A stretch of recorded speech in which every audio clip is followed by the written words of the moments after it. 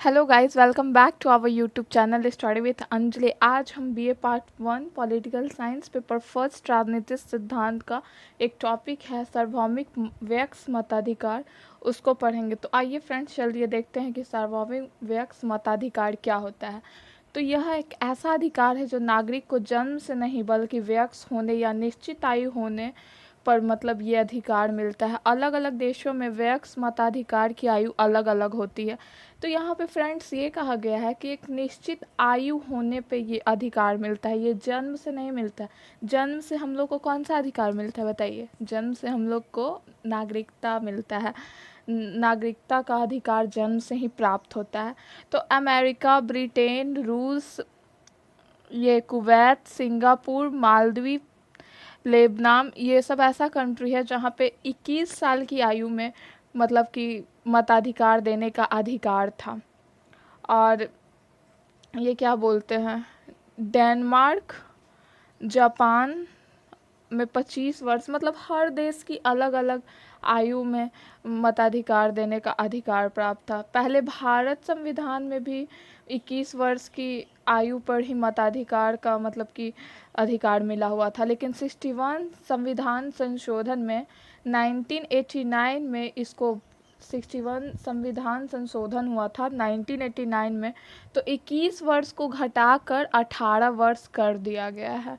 तो ये बहुत इम्पोर्टेंट सवाल बनता है फ्रेंड्स कि कब कौन से संविधान संशोधन में और कब। तो 1989 61 संविधान संशोधन में 18 वर्ष कर दिया गया था, 21 वर्ष को घटाकर। और देखिए, डेनमार्क, जापान में 25 वर्ष की आयु में मताधिकार का अधिकार है। उत्तर कोरिया, पूर्वी तिमोर में 17 वर्ष की आयु में, ईरान में 16 वर्ष की आयु में मताधिकार का अधिकार मिला हुआ है। तो देखिए फ्रेंड्स, यहाँ पे क्या लिखा है, सार्वभौमिक व्यक्ति मताधिकार की शुरुआत कब से, मतलब सभी को, सबको इक्वालिटी से मत देने का अधिकार कब हुआ? सभी नागरिक को, चाहे वो महिला हो, पुरुष हो, ऊंचे जाति का हो, नीचे जाति का हो, कोई भी धर्म का हो, वो मताधिकार दे सकता है। ये कब प्राप्त हुआ? तो सबसे पहले 1893 में न्यूजीलैंड में ये प्राप्त हुआ था। ये बात अलग है कि फ्रांस और ब्रिटेन में शुरुआती दिया हुआ रहता है कि शुरुआती फ्रांस और ब्रिटेन में लागू हुआ था मताधिकार का, लेकिन उसका मतलब कि एक कह सकते हैं ना कि एक मतलब कि वो सबके लिए नहीं था, वो सीमित मताधिकार का प्रावधान किया गया था ब्रिटेन और ये फ्रांस में। लेकिन ये जो 1893 में जो न्यूजीलैंड का मताधिकार का सार्वभौमिक व्यक्ति मताधिकार का जो शुरुआत हुआ था, ये सबके लिए था। महिला लोग भी इसमें मतलब मताधिकार दे सकती थी, स्टार्टिंग पॉइंट था। कोई भी लिंग, पुरुष, ऊंची नीची, सब जाति के लोग दे सकते थे।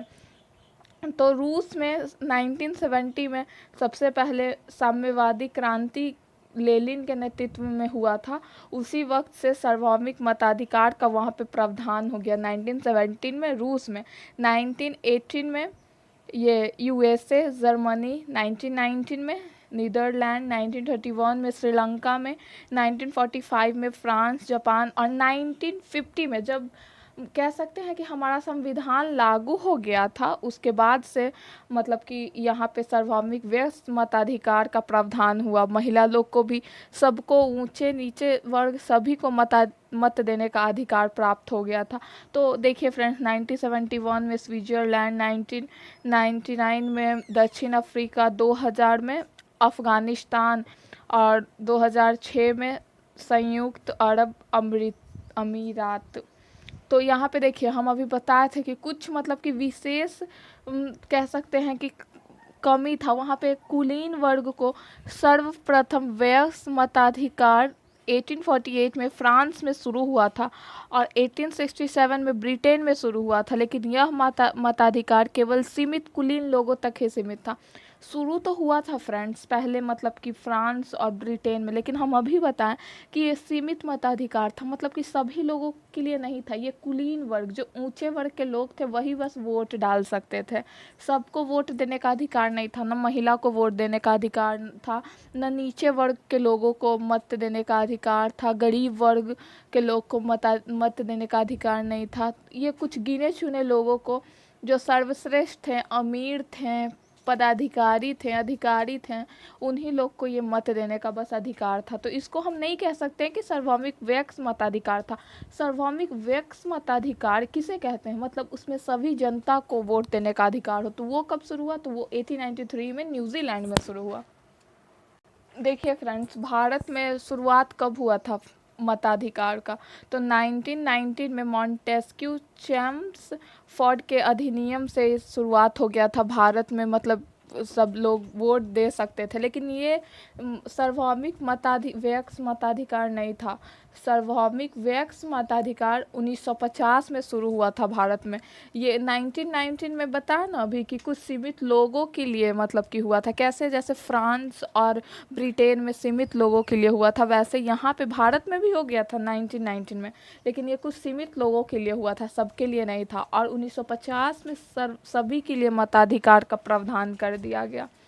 अब लेकिन सार्वभौमिक मताधिकार महिलाओं को 1950 से छूट मिला। देखिए यहाँ पे लिखा गया कि महिलाओं को 1950 से मतलब मत देने का अधिकार मिल गया था।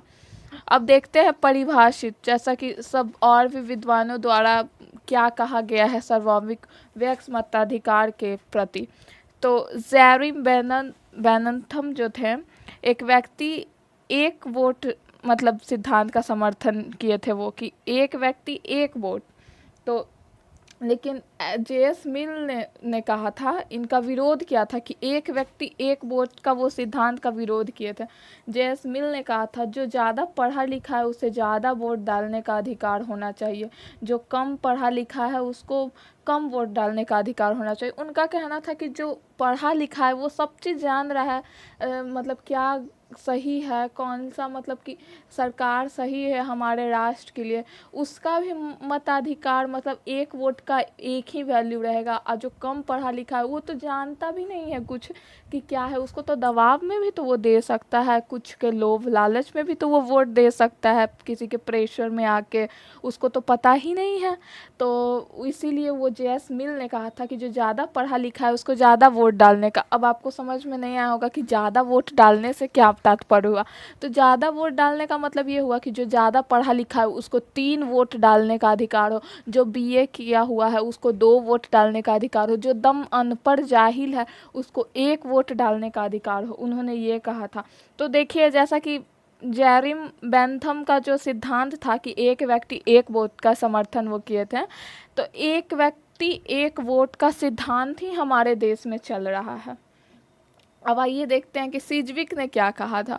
तो सिजविक जैसे विचारकों ने महिलाओं के मताधिकार का खुला समर्थन किया था। सिजविक जो थे राजनीति शास्त्री, उन्होंने मतलब महिलाओं के मताधिकार के लिए बहुत खुला समर्थन किया था कि हाँ, महिलाओं लोग को मताधिकार में मतलब कि शामिल करना चाहिए। देखिए कहा जाता है ना फ्रेंड्स कि शिकार के बाद, युद्ध के दौरान और चुनाव से पहले लोग जितना झूठ बोलते हैं उतना अन्य समय में कभी नहीं बोलते हैं। तो ये कैसे हुआ शिकार के बाद। देखिए जैसे कि एक शेर है, फॉर एग्जांपल एक शेर है, एक हिरन है। शेर हिरन का शिकार कर रहा है, लेकिन बाई चांस मान लीजिए कि हिरन छूट गई बाई चांस, तो हिरन पता है क्या बोलेगा कि अरे हम तो शेर को मार के छुड़ा के खुद से आए हैं, वो तो गलती से छूट के भाग गया, लेकिन फिर भी कहेगा कि हम तो शेर को हरा के आए हैं। और युद्ध के दौरान, युद्ध में मारा जाता है कम इंसान, लेकिन बताया जाता है कि हमने इतने लोगों को मतलब पराजित किया, इतने लोगों को मारा, ये किया वो किया। चुनाव से पहले लोग, देखिए चुनाव से पहले लोग क्या झूठ बोलते हैं, तो चुनाव में क्या बोलते हैं झूठ कि हाँ हम आपके यहाँ 2-2 नल लगवा देंगे। तो 2-2 नल क्यों भाई, तो 2-2 नल की, एक गर्मी का जब मौसम आएगा तो ठंडा पानी गिरेगा, तब आप ठंडा पानी पीजिएगा, और ठंडा का मौसम आएगा तो गर्म पानी गिरेगा, गर्म पानी पीजिएगा। देखिए ये कितना मतलब कि झूठ सच वादे किए जाते हैं। तो आप लोग को समझ में आया, शिकार के बाद, युद्ध के दौरान और चुनाव से पहले लोग जितना झूठ बोलते हैं उतना अन्य समय में कभी भी नहीं बोलते हैं। ये कौन बोले थे, बिस्मार्क बहुत बड़े राजनीति शास्त्री थे। उनको आधुनिक युग का कूटनीतिज्ञ कहा जाता है, इनको कौटिल्य के समान माना जाता है। अब आप समझ सकते हैं कि पहले ज़माने में, प्राचीन काल में कौटिल्य का कितना महत्व था। कौटिल्य से इनका तुलना किया गया है बिस्मार्क का।